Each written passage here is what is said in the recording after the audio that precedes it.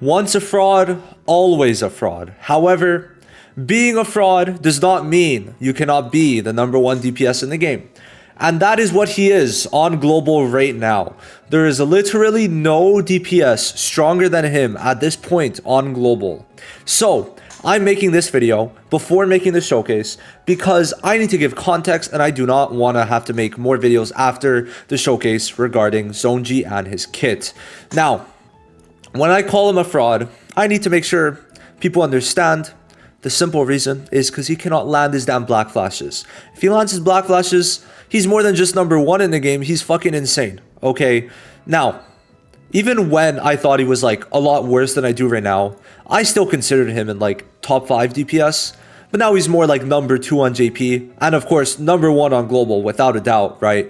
So yes, let's say once again, so that we understand that my opinions have changed and that people can change their opinions, and it is not the end of the world. Zone Yuji, the first anniversary limited unit, is the best DPS in the game. Yes, he is. And in this video, we're going to explain why, and this is from a lot of testing, a lot of discussions, and the overall just showing fucking obvious facts at this point, right? So Zonji is definitely a great unit. Now, of course, him being a great unit does not really matter in the context of this game because almost every unit's good, right? Almost every unit's good. And that is like high-key a problem that we've all addressed, right? It's not like you need every good unit. It's not like you need the broken units because even the broken units are not broken enough to put a gap between them and the rest of the game unless you're doing Gojo. So, why is Zonji so good and why do people like him so much? I know some people are very confused, and in this video we're also going to go over how to use Zonji. So here we go. Now then, he revolves around his ult. We all know this. It might seem like, okay, it's okay. I mean, like, listen, the main thing is that it's a 1500 ult.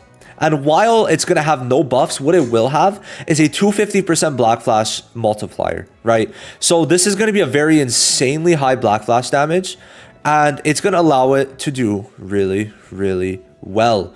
So that's the main thing. Now, the main thing that we know from the ult, and one thing to keep in mind, you are not running an ult rec bit, okay? That's the main thing. You are not running an ultimate rec bit. This... where is it? This you are not running. You're going to want to run something more like this because you want your skills to actually be doing more damage, because over the course of 2 turns, you're going to get much more value out of the 65% than the 1 turn 85 because of how they built Zonji. And the main reason is because on the ult, you're going to have no buffs, but the minute you get into the zone state, you have an extra 30% taijutsu and 50% block flash rate. This is going to allow your hits to be very strong. So, let's get into this. In the zone state, you're only really using the skill 3.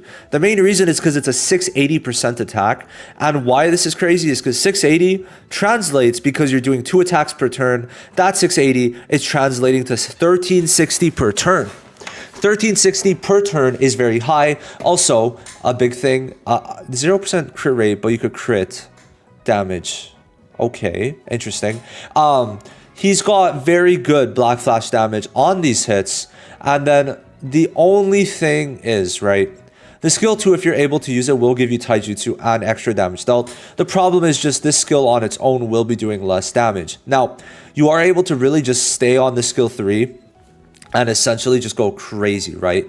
Because this is 2 hits of 1360 twice. Well, sorry, it's 2 turns of 1360. So being able to do 2 turns of this is very good, right? And that's the main thing, right? If you're black flashing, 200% black flash damage, bro, my guy, this shit, you could do 10 million per hit. You could literally have 220 million turns. Like, he could easily, very fucking easily, go for a 50 million damage turn. Dupe 0, dupe 1, I think both could get to that. I would say dupe 1 allows him to really get insane. Like, if you're really trying to make this guy look very good, you're going to want him to be dupe 1.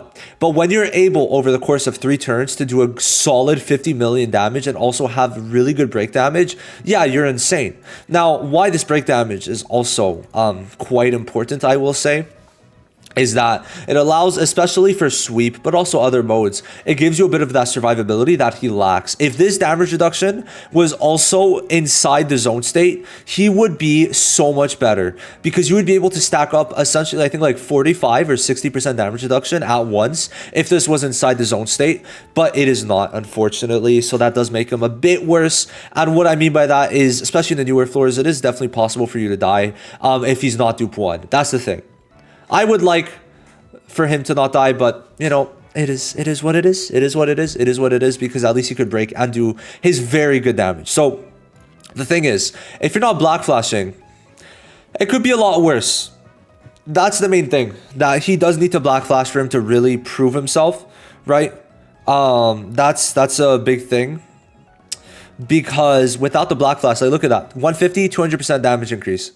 It's a lot. It's very big. Like I feel like the difference is at least a couple millions, and that is something to definitely keep in mind. So do keep that in mind. But there is something that's very important to keep in mind, and why Zonji is gonna like kind of excel, is that once you do one ult, you're kind of like in a very good spot. Now, what I mean by that is sometimes before you use the ult, what you could do is use this ult gauge increase.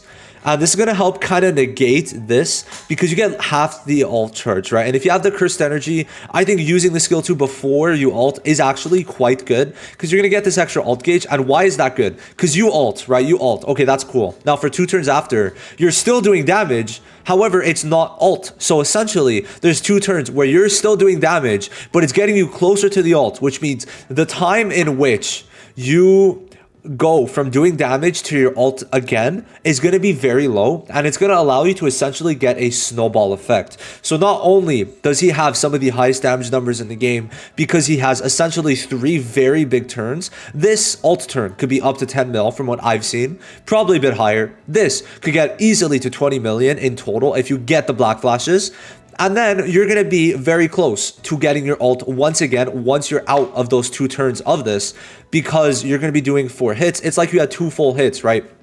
And then if you get this ult gauge, then even fucking better. So that is the main thing. It's going to allow you to really snowball as time goes on. Now, when you compare it to Tinjo, the thing is, I would say the difference is not big enough to warrant you summoning on Zonji if you do have Tinjo. However, the difference is quite clear. You could place a full Muta in between them, and I would agree with this, because Muta has a skill 3 that's doing a lot of damage, right? That's the main thing. And his ult is a lot easier to get. And, you know, I mean, it's mainly the problem with Gojo. The only thing is this high ult gauge. And if you're trying to pride stack, you gotta use this, you cannot use the skill 1, but if you don't use the skill 1, you're not doing anything with them, right? Because the skill 1 is letting you get the ult quicker, but if you don't get your ult quick enough, you're gonna have to use the skill 2, and if you use the skill 2, he's doing absolutely nothing for like 7 turns, where it's very different for Muta. That's the main thing.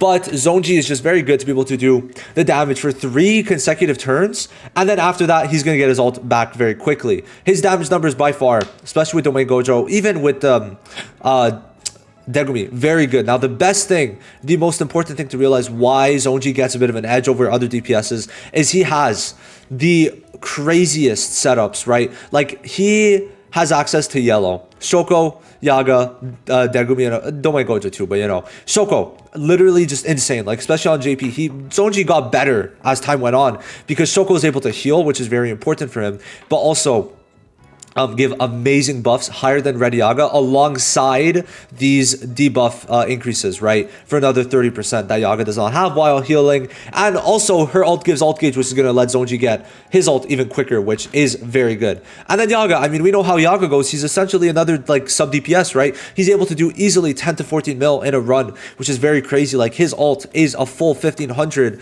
and alongside like fucking in one ult, he's giving like 80% total. It's insane. And then Degumi, of course, also doing damage. So Zonji has access, type advantage, to some of the best units available, and that is something that cannot be discounted as to why he's the best DPS on global, because Sukuna isn't out yet. So at this time, categorizing him as the best #1 DPS is not the wrong thing to say. He is genuinely that good, and this is my character development. I'll see you guys in the next one. Thank you for watching the video. Like the video if you haven't yet, and subscribe if you're new. Love y'all. Bye-bye.